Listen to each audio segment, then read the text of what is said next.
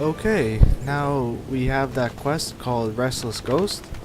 I will be doing that later when I actually decide to make it night and go off and do the night quests.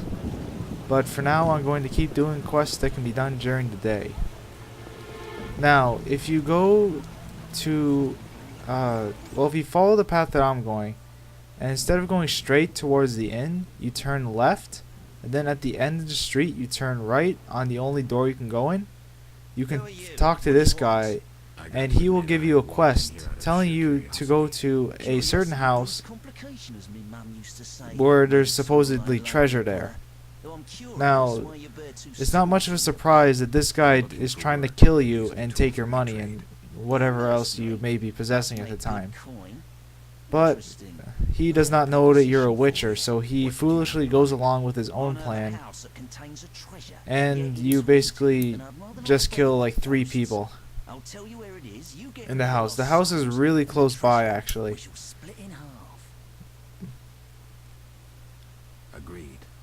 But the quest is really simple, and as well, you meet the half-elf at the end of this quest, and you can get a sex card from her when you go visit her at her home, which I will show in this video as well.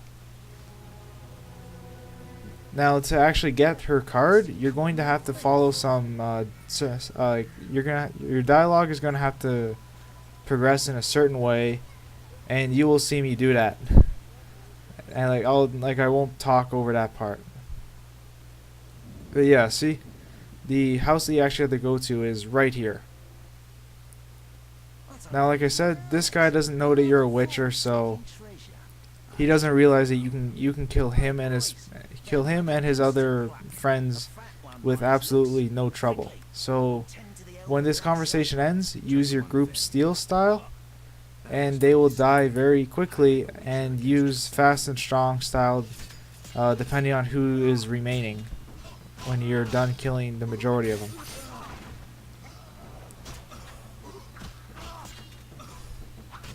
And right there, I actually just gained the level just from killing those like 3 guys.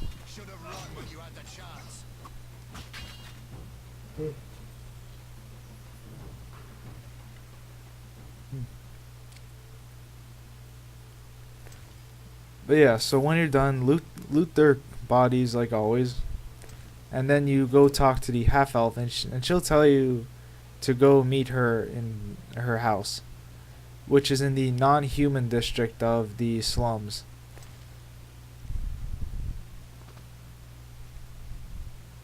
Yeah, this guy's a key for something too, and I don't know what his key's for either, so...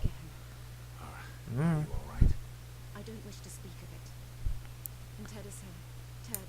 it. I know your language, but not well enough to. Please visit me at home later. Farewell. Raphael.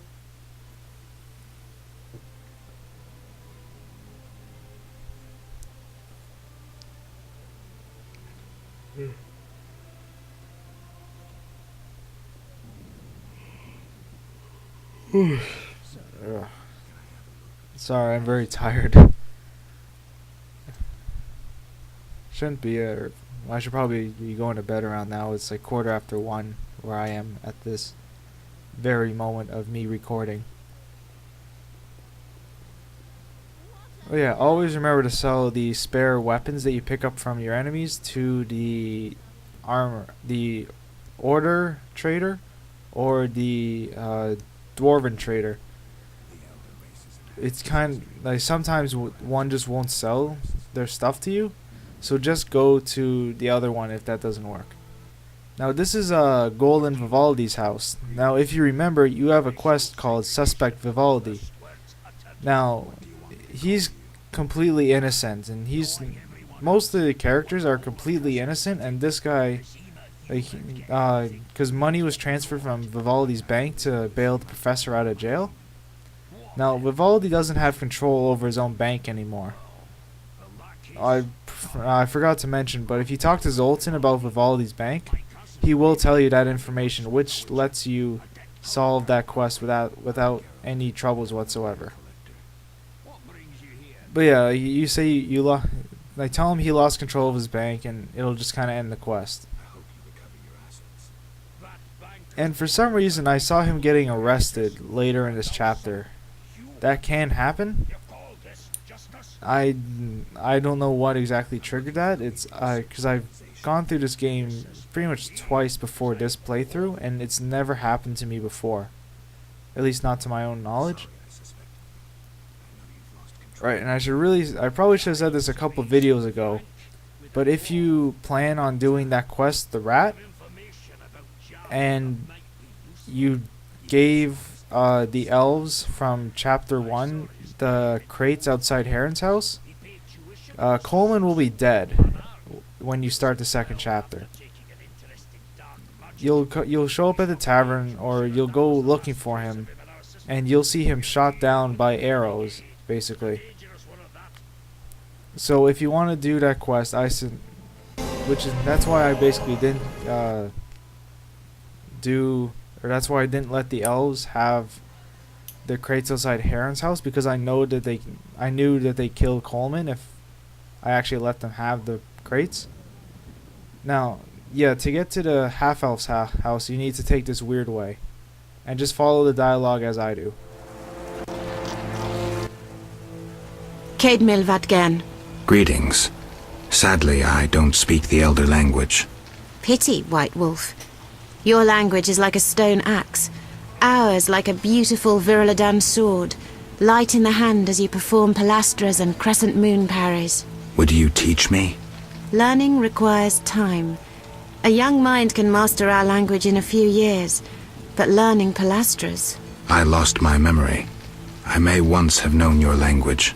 If true, perhaps you won't need to learn it anew. I'll speak in Elven. Maybe you'll understand. Let's try. Esse Fenowed. You are... Fenowed, the Sun Child. Fene means son, wed, child. Mikeme is Evon I Pont a Gwenelen.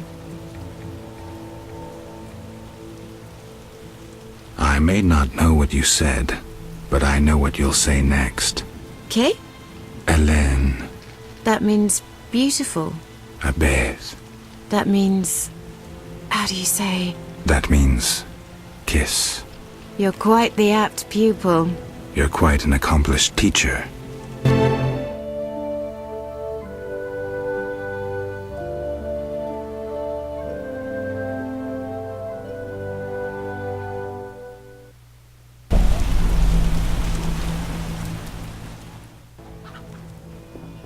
Okay, now that you have that card, I'm heading over to the peddler, which sells like flowers and stuff. And that dwarf that you saw standing there, he is the book merchant actually. So if you need to get information on a bunch of monsters, you go to him. What are you saying? But right here, I believe I buy a pair of red gloves and some red roses. I'm not entirely sure.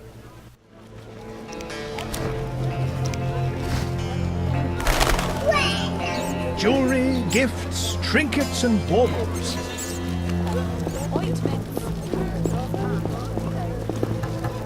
I'm off to the castle gate. Peddler there sells some great bread.